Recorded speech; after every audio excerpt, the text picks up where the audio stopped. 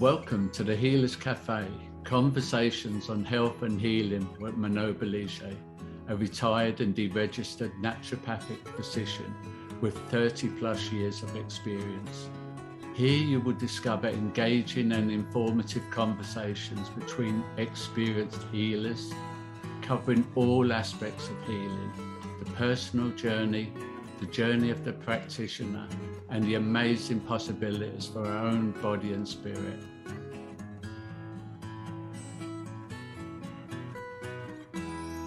So welcome to the Healers Café, and today I have with me Bea Caillet, and she's actually calling from Paris at this moment.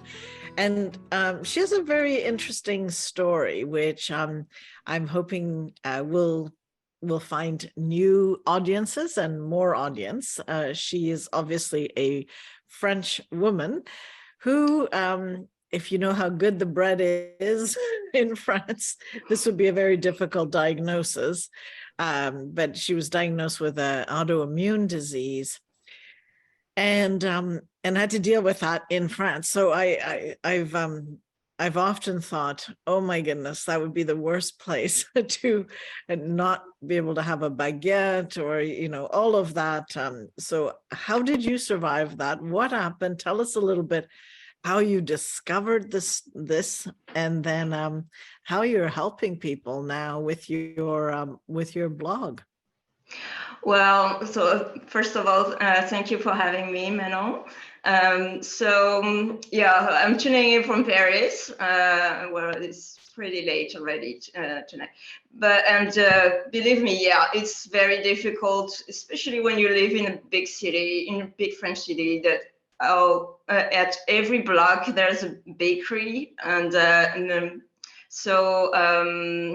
for my autoimmune disease condition, which is ankylosing spondylitis, thanks to a functional medicine doctor that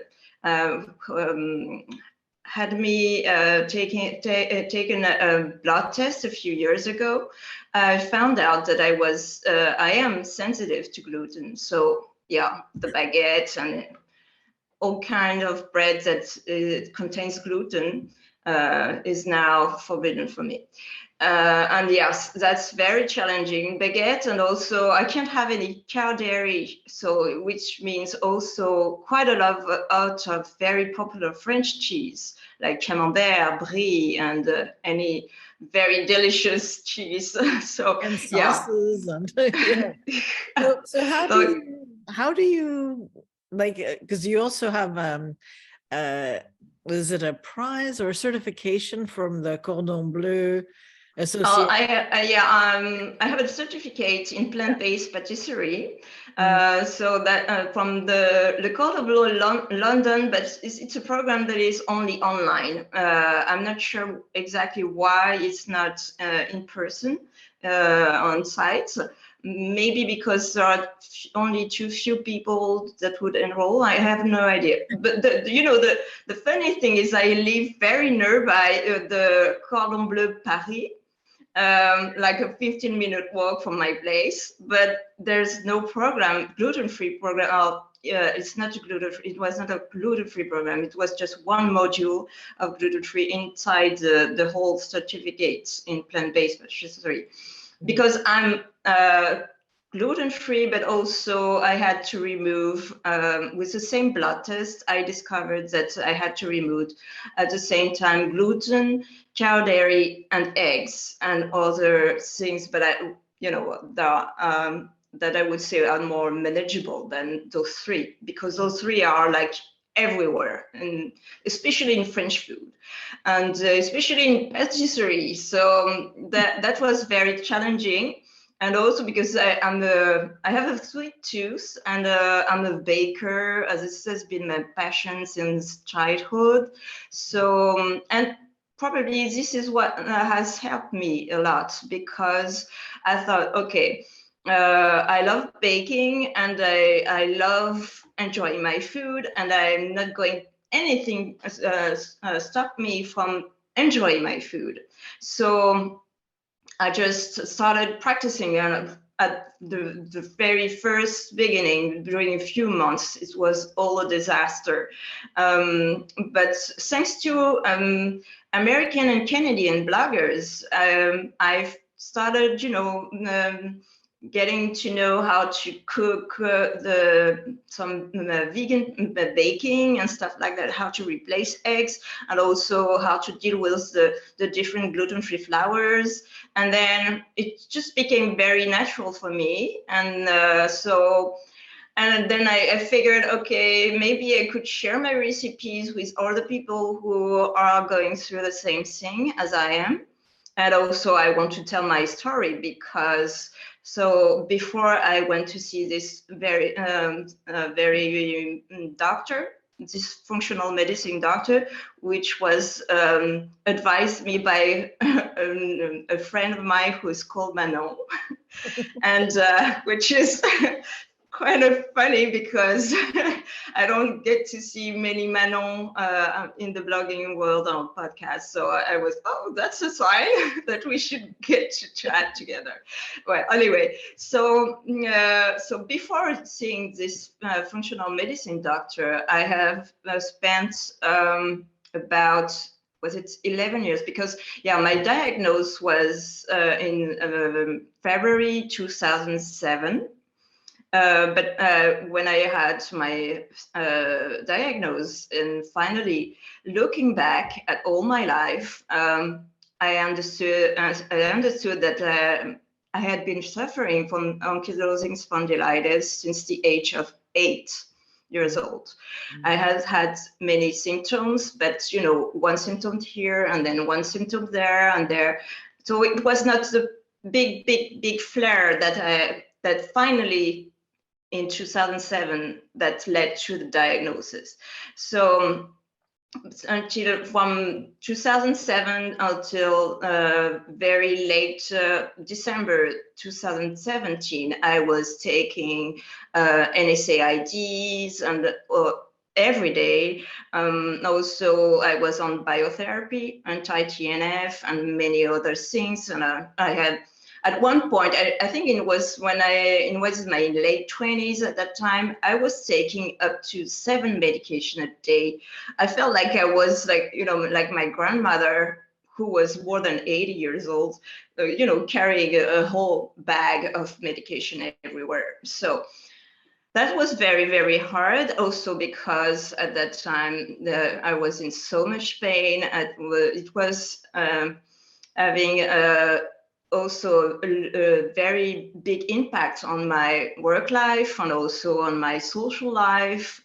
For many years, I was almost incapable of having a social life because I wanted to keep my work, so my job. So after having worked all day long, I didn't have the energy to go out and have spend some time with friends. So, and then so for many years, it was a real struggle. And then one thing led to another. After suffering from many side effects from all the medication that I was taking, and I started documenting myself on whatever on holistic health, anything that I could read, mostly in the American library, because we don't have as many resources in French. So I started documenting myself, and then I think things just align when I was ready to start something with maybe with food or something. My friend Manon told me, you should see this doctor. And then so I went straight away, which even though it was a very expensive doctor, was not taken charge by my insurance and everything. So it was a very big budget for me, but I was so convinced that something could be done. That I just went, and then it was the start of my whole new life. But well, it was not an overnight result. It took almost 2 years to be able to be off all medication. Yeah. Well, it takes time because your body is dealing with symptoms. and you got to get to the cause, which is exactly what the turnaround has been. And drugs don't help you with that, right? They manage you, but they can't heal you. It's not. Yeah, that's different. Yeah, definitely. So because we don't have that much time together, I really want to find out some of your recipes, that, because I think, you can know that you should get off gluten, but then, you have to have enough pain to make it finally worthwhile, or be diagnosed that it's clear that it's worth the try. Because, people do it for a while and then I didn't see a change. And, so it takes some resolve. But I also find that when you know that you can replace, like I had some gluten, no, it wasn't gluten-free. It was vegan desserts. That's what I had, made with, I can't remember all the stuff that was in it, but it was like a chocolate cream something. Tasted absolutely delicious, made with very good things, and I'm not a big dessert person, but I thought, oh wow, we need more, more people who talk about what they actually easily could do. Now I understand that you're more of a chef, or you've become this way, as you're a baker, but how would you replace your baguettes, your croissants, your bread? What do you do that gives you a sense of, okay? Well, to tell you the truth, I haven't replaced the baguette, because, even gluten-free bread from, famous gluten-free bakers in Paris is still not the same. I wouldn't say that. And also, what makes it even worse for me is that I am also yeast-free. And most gluten-free bread contains yeast. So for me, it's so I have to find a gluten-free sourdough or soda bread. So it's almost I have find only one bakery, gluten-free bakery that does that in Paris for the moment. So gluten-free and gluten-free, yeast-free, okay. So like soda bread, the Irish one.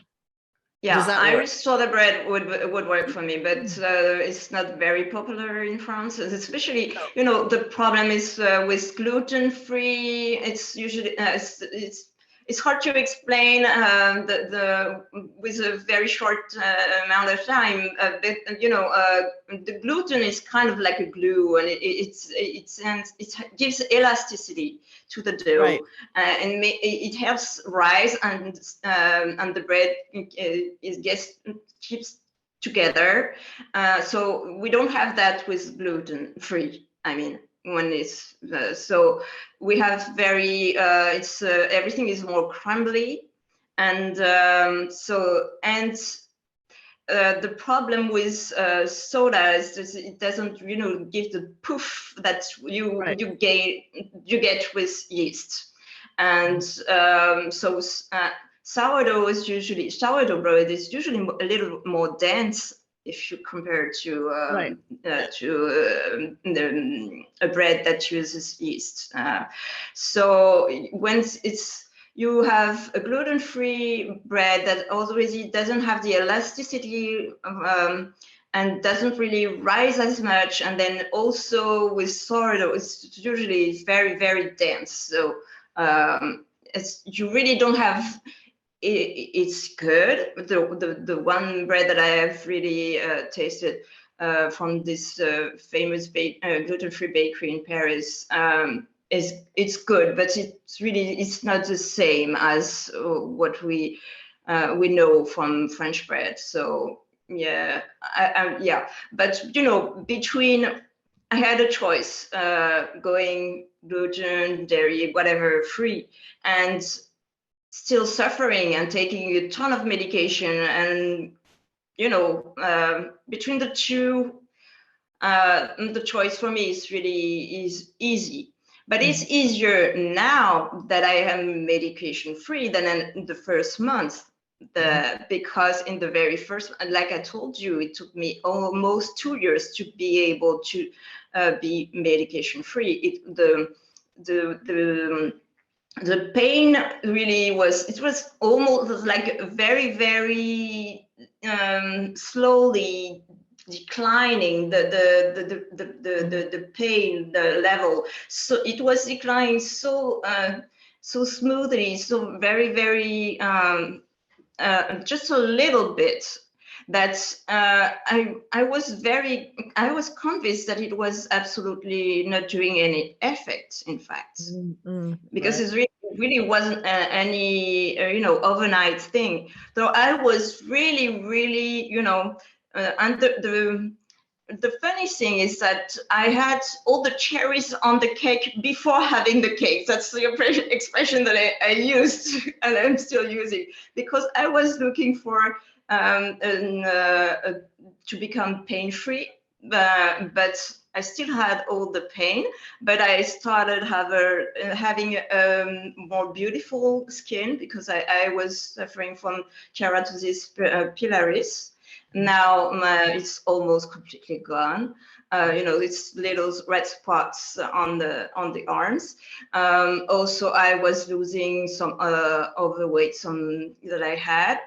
Also, my legs were, because most of my overweight was in the legs, so it was easier for me to keep standing for a long moment, and then to stand in line, or even to walk. Now that my legs are way lighter than they were. Yeah, so many little things like that. And I would say, okay, I have the cherry on the cake, but so I was really, really hanging on that. Manon Bolliger here, and I want to thank you for taking actionable steps towards engaging your healing journey and helping others discover their path by watching, sharing, subscribing, and reviewing these podcasts. Every review and share helps spread the word, these different perspectives and choices and options for healing. And to thank you, I'd like to invite you to sign up to my free 7-sequence email tips on health and healing for everyday life. You can go to healerscafe.com tips. Thanks so much. Okay, I see some little results, so it really kept me going, because it's really, really hard at first when you have to change everything in your diet, especially because when you start something like that, you're usually in pain, right? You're not feeling well. That's right, but you end up cooking everything. Now when I want a little bit of a piece of bread, well, I bake it. If I want a cookie or a muffin or whatever, I need to bake it, because, well, not that I would eat a lot of processed food before, but sometimes when you're exhausted, or you had a hard day's work, or you just went to the gym, or you're exhausted, you just want to, go get some takeout or whatever. It's when you have to remove that many things from your diet. Well, no, not possible. So yeah, it was absolutely exhausting. Also for the social life, it was very, very difficult. It's still quite challenging, because I know that some of my friends they were too scared to invite me over, because they didn't know what to make for dinner or whatever.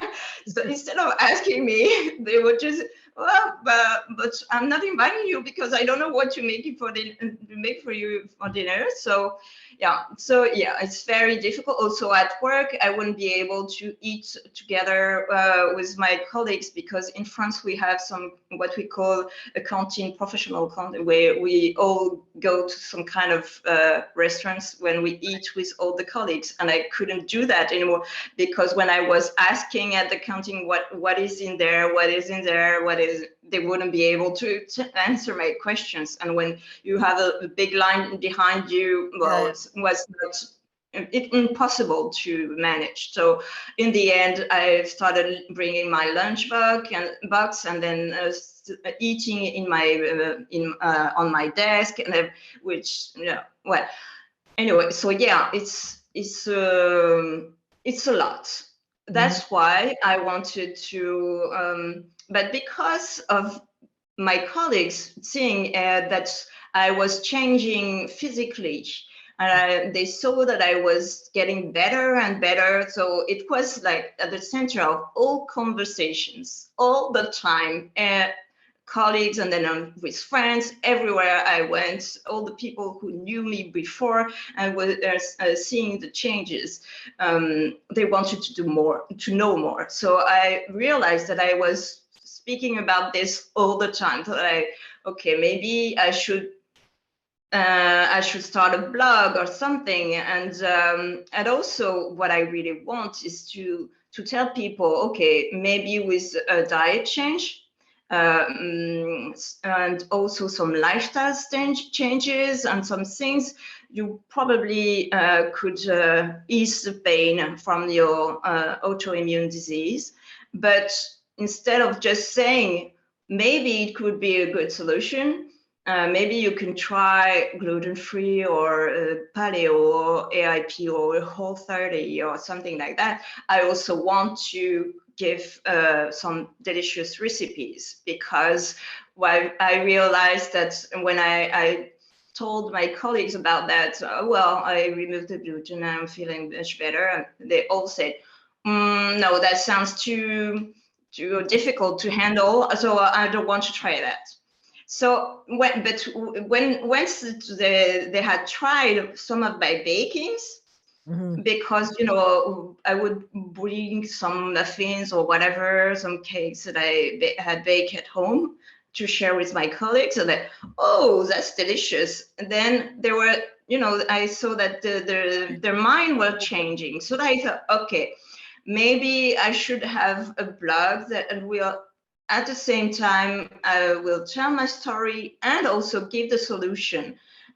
Because I think it's extremely important, especially when you're French and I also come from a family that is absolutely obsessed with food. We are foodies. So yeah, so I think it's absolutely important to enjoy your food.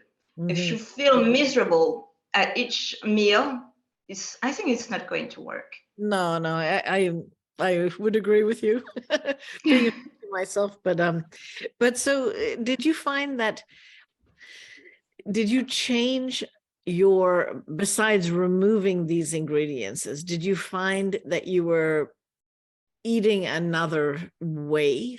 Like completely, or you would replace this with that and replace, like for example, if you're not doing dairy, you would just not eat cheese, or you would like, how are you looking at it so that you I'm very lucky because I'm only cow dairy free. So I can still have some sheep and goat cheese. Okay. So I would say I am saved because for French women, cheese lover like I am, it's already difficult to have to give up on so many cow cheese, but so thank God I can still have sheep and goat cheese. But no, mostly I would say I haven't changed that much my diet since going all this free. It's just that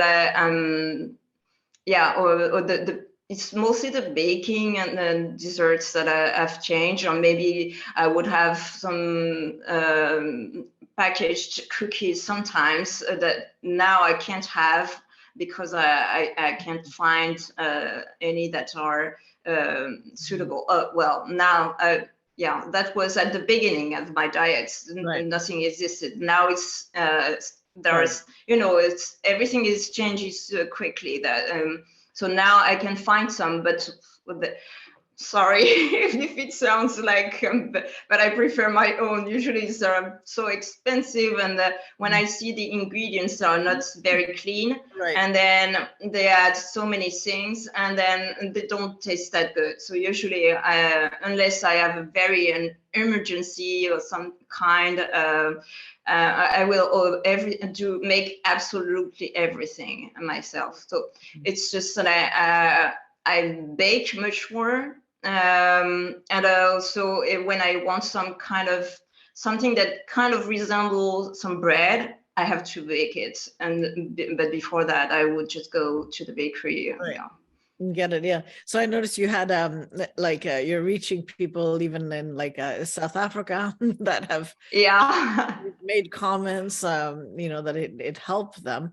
Are you considering having as a small business making bread for people or cookies or that are Well, yeah, I don't know. I've been asked that before, mostly from family members or friends. Are you going to open like a cafe or Well, right now, gluten is still at the very beginning in France. I recently wrote a gluten-free in Paris article in order to help people, English-speaking people, find gluten-free addresses in Paris. And when I did all my research, I found out that in the past few years, especially with COVID, because with tourists not being able to come visit Paris, a lot of them closed down. And I also discussed with one of the